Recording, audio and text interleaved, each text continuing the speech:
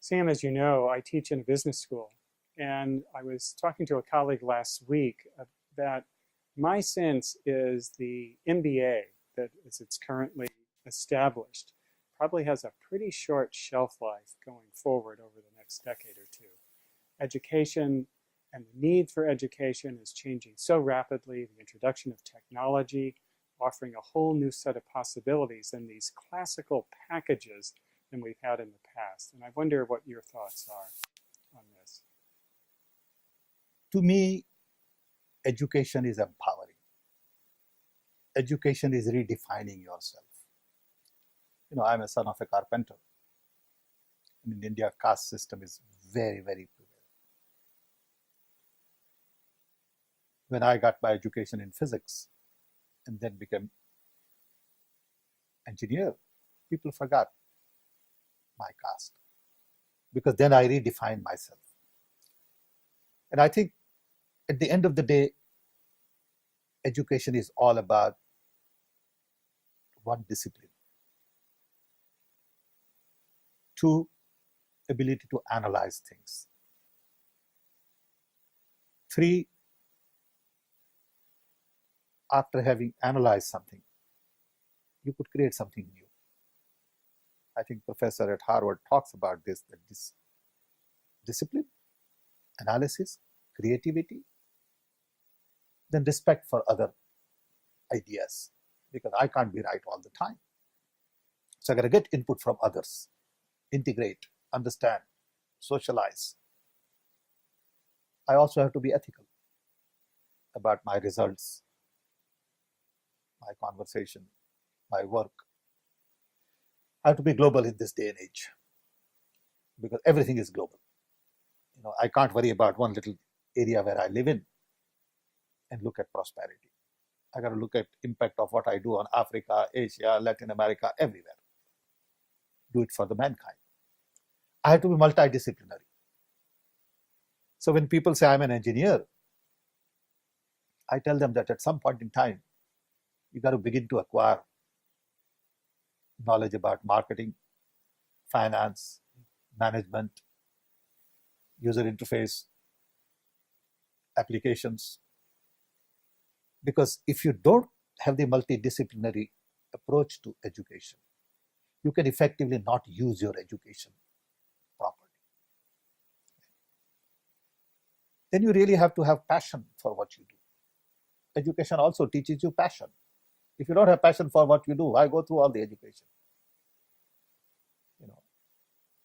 But most of the people don't look at education that way. Education today is more about passing an exam and getting a certificate and getting a job. But as lifespan increase, I believe people will have multiple careers. So my generation could survive being an engineer all your life. But I think generation in the future will have to be a musician, engineer, maybe a doctor, maybe an artist, maybe an actor. You got to have multiple careers. So we got here in education based on what our idea of education was perhaps 400 years ago. We have been following the same pattern. Somebody decided that it should take 11 or 12 years to go through school, 4 years to get a degree, 2 years to get a master's, and a few more years to get a PhD. The whole world follows that pattern. I don't know how this got communicated to the world. Chinese take 4 years to get a degree, Indians take 4 years to get a degree, Americans take 4 years to get a degree, Brazilians take 4 years to get a degree. Why? Who came up with this idea? Does it really make sense in today's age? So I think education has to be seen in new light. And education is not just about getting a job. It's about also becoming a good citizen. In the US, in spite of the fact that we have the best of the best education as we understand today, lots of opportunities, great universities, great R&D facilities, we still have large number of people in prison. Why is that? because we are not focused on quality of human beings. We are more focused on quality of product. So I've seen lots of literature on Six Sigma quality of a product, whether it is television set, camera, laptop, Six Sigma quality. Nobody talks about Six Sigma quality of human being. How did you and I turn out to be what we turned out to be? And perhaps your neighbor and my classmate is in prison. What happened to them? They were equally good. They meant well. They didn't want to go to prison, but something happened. What happened? We are not really analyzing that enough. In the same family, people all turn out to be very different. So I think education, to me, is the real foundation. And education not necessarily about classroom education. Education also begins from our environment. Unfortunately, we have stopped learning from our environment. So you take a student in botany and you ask that student, do you know the kind of trees in your backyard? They probably don't. But they know everything in the textbook. We have really stopped learning from family, environment, ecosystem. I remember many years ago, we thought we'd do some crazy experiment. So there were a bunch of students, and somebody took a pinch of salt and said, today's class is going to be about something totally different. So the fellow comes in and throws some salt on the table and says, now we're going to spend 2 hours discussing what this thing is. You start. Somebody says salt. What does it mean? Taste. What does it mean? Chemical formula. How is it produced? Where does it go? How much should you have? What about in your body? And then you begin to open this whole way of looking at salt. And then you see the interrelationship between various things, health, chemicals, color, smell, taste, We just don't do enough of this in our schools. It's all about textbook, what's written and who designed these textbooks. Who decides that children should learn this and not learn that? Very serious problem. You've mentioned, speaking of schools, that with India having so many young people, there's going to be a need for a lot more schools. What would be your vision of the possibility, if we take this as a greenfield experiment, how we might redesign schools for a new kind of education? Prime Minister of India 7-8 years ago decided to set up a National Knowledge Commission. The idea was to get together with a group of people and ask them to look at the knowledge institutions and infrastructures India would need in the 21st century. So we together looked at 5 aspects of knowledge, access to knowledge,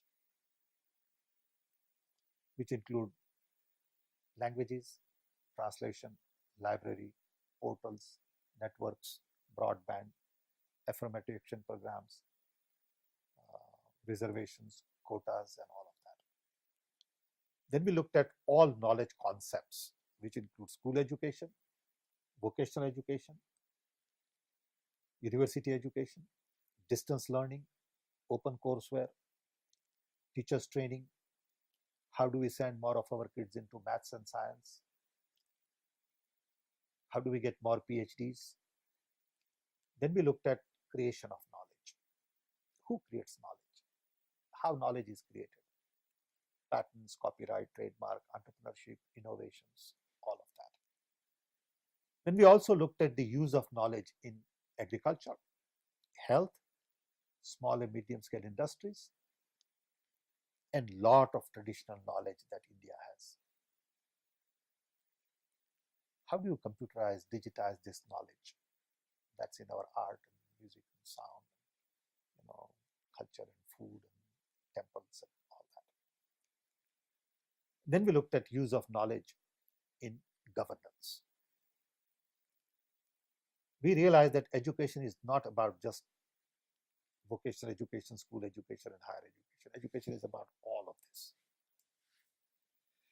We had 27 subjects. On each, we set up a working group, gave them 6 to 9 months to give us a white paper. We reviewed white papers and finally came up with a set of recommendations for the Prime Minister and the government to follow. Everywhere in education, we realize that we need expansion because we have too many kids. So we need more schools, more colleges, more medical schools, more engineering colleges. We need excellence. Quality is pretty bad, so we need to improve quality. And we have to make sure that the poorest of the poor can get the best education possible, scholarships, incentives, and all of that. Having looked at all this, we realize that the only option is technology. We cannot do these things without emphasizing the role of technology. We need new models of learning. We need new equipment, new software, new content. You know, I'm on the board at MIT on OCW, which is open source courses. And we have something like 2,200 courses on the net. And a lot of these courses are great, though this is the beginning of it. If you really want to learn today and get an education from MIT, you really don't have to go to MIT. You can take these courses, take it seriously and learn. You may not get a certificate.